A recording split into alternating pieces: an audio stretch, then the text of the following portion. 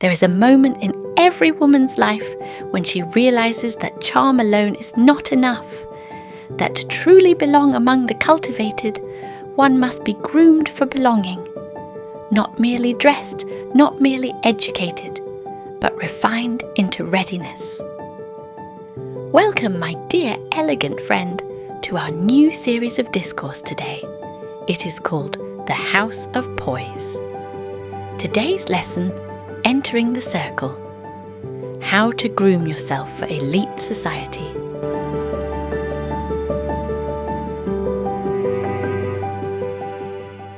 The myth of instant elegance. There is a rather entertaining myth that elegance is purchased, that it arrives by courier alongside a monogrammed handbag and a new surname. How very naive. True elegance is earned the way one earns the right to silence, by mastering oneself first. To enter the circle, you do not beg for entry. You become the sort of woman whose very composure commands a seat. The first grooming, then, is internal. It begins not with your wardrobe, but with your worldview. Ask yourself, do I exude calm or do I crave attention? Do I listen with intrigue or interrupt with anxiety? Do I carry my ambition discreetly, as perfume, or clumsily, as a banner? Society, you see, is not impressed by noise. It notices nuance. The elite are drawn not to those who shout, but to those who signal quietly and unmistakably that they belong.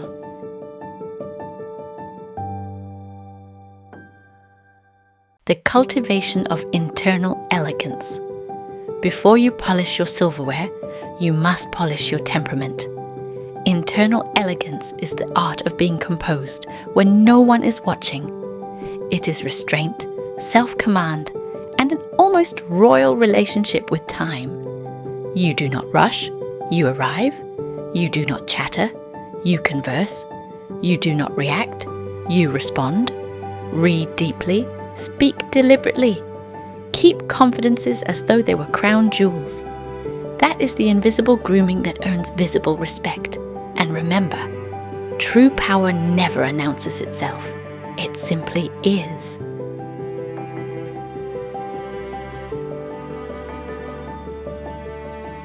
External elegance, the presentation of presence. Now let us speak of the visible disciplines. For presentation is not vanity, it is vocabulary.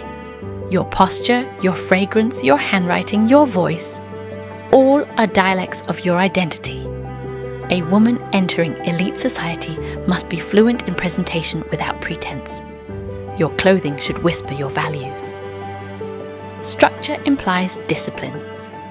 Clean lines imply clarity. Subtle hues imply restraint. As for manners, oh, how they betray the untrained. You may own every designer in Paris, but if you interrupt, fidget, or arrive late, you have declared yourself uncultivated. So, train yourself in the quiet arts, punctuality, conversation, gratitude. They are the invisible tiaras of the well-bred woman.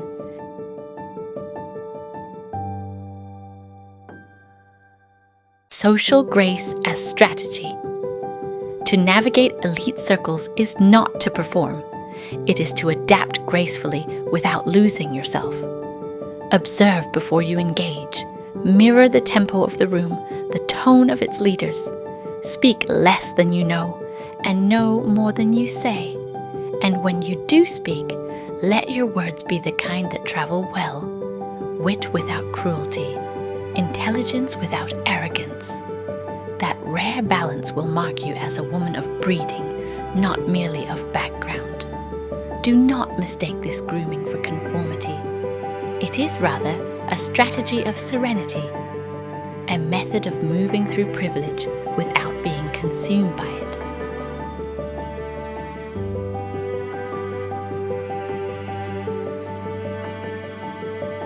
Becoming the woman who belongs.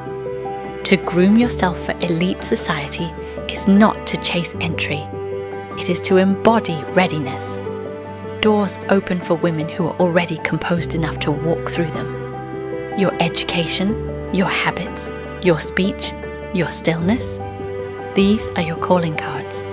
And when all else fails, remember, even a duchess was once a debutante who simply carried herself as though she were already crowned. Now, my dear, shall we begin the grooming?